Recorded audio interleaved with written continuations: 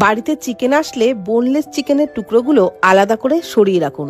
তারপর একদিন গরম ভাতের সাথে বা রুটি পরোটার সাথে এইভাবে বানিয়ে দেখুন। মাত্র 10 মিনিটেই তৈরি করতে পারবেন, খেতেও কিন্তু অসাধারণ টেস্ট হবে।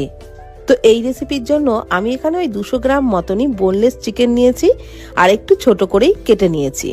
এইবার ওর মধ্যে পরিমাণ মতো লবণ, হাফ চামচ গোলমরিচ গুঁড়ো, হাফ চামচের একটু বেশি দিলাম কাশ্মীরি লঙ্কার গুঁড়ো, আর আদা রসুন বাটা দিয়ে দিলাম 2 টেবিল চামচ মতো। দিয়ে দিচ্ছি 1 টুকরো লেবুর রস। এবারে সমস্ত কিছু চিকেনের সাথে খুব ভালো করে মেখে নিচ্ছি। এই ম্যারিনেশনটা যদি আগে করে রাখেন তাহলে এটা তৈরি করতে কিন্তু 10 মিনিটের বেশি সময় লাগে না। তো এইবার 10 মিনিট মতন আমি ঢেকে রাখবো। আর তারপর 10 মিনিট পরই রান্নাটা শুরু করছি। একটা ফ্রাইং প্যানের মধ্যে 2 চামচ মতো সর্ষের তেল দিয়ে দিলাম, খুব বেশি তেলও কিন্তু দিইনি। তারপর চিকেনের টুকরোগুলো দিয়ে নাড়াচাড়া করে ভেজে নেব। প্রথমে ঢাকনা চাপা না দিয়েই একটু নাড়াচাড়া করে নিলাম, তারপর ঢাকনা চাপা দিয়ে মিডিয়াম টু লো ফ্লেমে রান্নাটা করে নেব। তাতে করে চিকেন থেকে কিন্তু অনেকটা পরিমাণে জল বেরোতে শুরু করবে, আর এই জলটাকে শুকিয়ে নিতে নিতেই চিকেনও কিন্তু একদম সিদ্ধ হয়ে যাবে। তো কিছুক্ষণ নাড়াচাড়া করে নেওয়ার পর আবারও ঢাকনা চাপা দিয়ে মিডিয়াম টু লো ফ্লেমে রান্নাটা আরও কিছুক্ষণ করব। ওই 5-7 মিনিট মতো রান্নাটা ঢাকনা চাপা দিয়ে দিয়ে করলেই কিন্তু চিকেন সিদ্ধ হয়ে যাবে।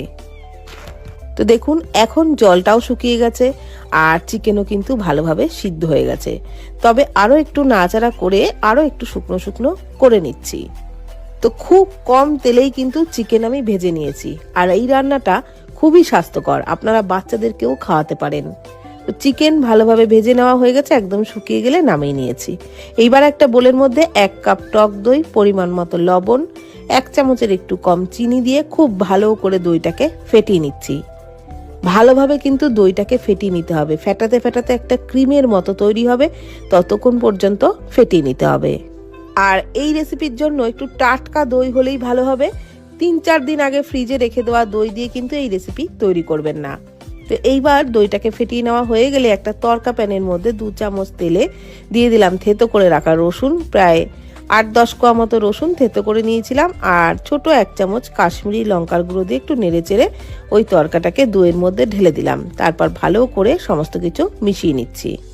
আপনারা কিন্তু তড়কাটা দেওয়ার সময় একটু কাসুরি মেথি দিয়ে দিতে পারেন, তাহলে ফ্লেভারটা আরও বেশি ভালো লাগবে। তো খুব ভালো করে তড়কাটাকে দইয়ের সাথে মিশিয়ে নিয়েছি। এখন ভেজে রাখা চিকেনের টুকরোগুলো আমি একটু হাত দিয়ে ছিঁড়ে নিয়েছিলাম, তারপর ওই চিকেনগুলোকেই দইয়ের মধ্যে দিয়ে দিলাম। দিয়ে দিচ্ছি বেশ অনেকটা পরিমাণে পেঁয়াজ কুচি, একটা বড় সাইজের পেঁয়াজ কুচি দিলাম। দিয়ে দিলাম 2-3টে কাঁচা লঙ্কা কুচি।